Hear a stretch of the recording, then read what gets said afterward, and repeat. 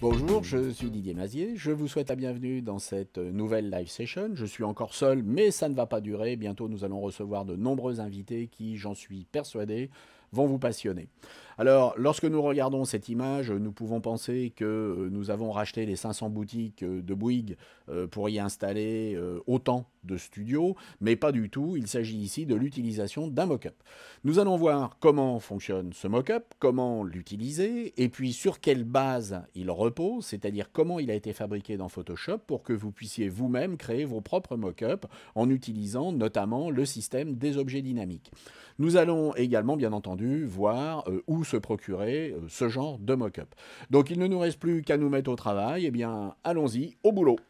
Bien, nous allons commencer par analyser l'anatomie de ce mock-up. Vous voyez que nous avons premièrement un fond.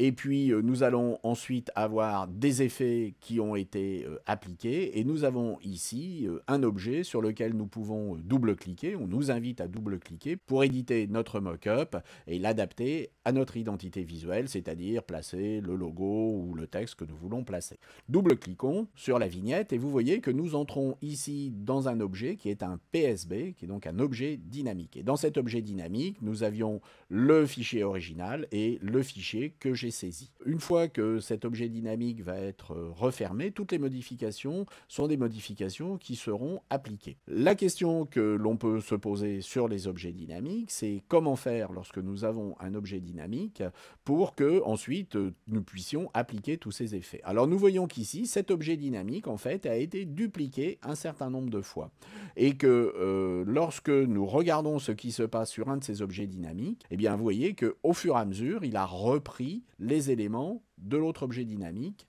de base, puisque en fait il a été copié. Donc le principe est très simple, nous allons créer un nouveau document. Lorsque nous avons ici un nouveau document, nous allons pouvoir faire un clic droit sur un calque pour le transformer en objet dynamique. Nous allons le convertir en objet dynamique. Nous avons maintenant ici une petite icône qui indique qu'il s'agit d'un objet dynamique. Ouvrons cet objet dynamique par double clic et dans cet objet dynamique, saisissons notre texte. Validons ce texte, agrandissons-le de manière à ce qu'il soit visible. Lorsque nous refermons cet objet dynamique, les modifications de cet objet dynamique apparaissent bien sur notre document, ne sont pas éditables, il faudrait rentrer dans l'objet dynamique pour les éditer. Ce qui est intéressant, c'est que nous allons pouvoir créer ici un calque dupliqué à partir de cet objet dynamique, et c'est comme ça que ces mock-ups ont été faits. Et c'est sur cet objet que nous allons pouvoir, sur notre copie, que nous allons pouvoir placer des effets. Mettons par exemple une incrustation de couleur. Notre texte est maintenant rouge.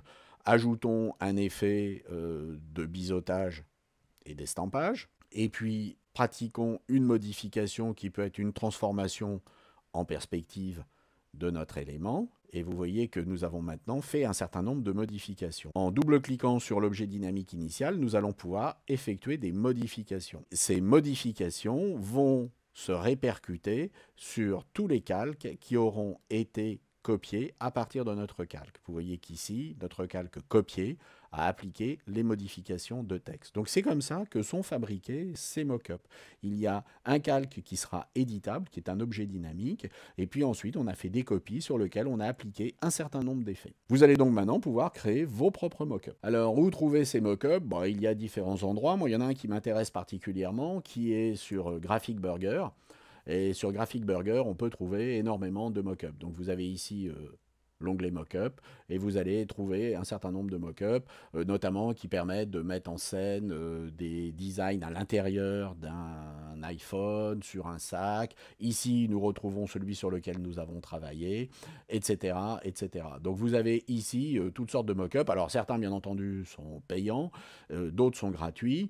Vous allez pouvoir les télécharger et puis les utiliser à partir de Photoshop. Et puis surtout, maintenant, vous allez pouvoir créer vos propres mock-ups qui vont vous permettre, lorsque vous ferez des présentations à vos clients, de mettre par exemple leur logo en situation réelle. J'espère que cela vous a intéressé et puis je vous dis à très bientôt. Au revoir.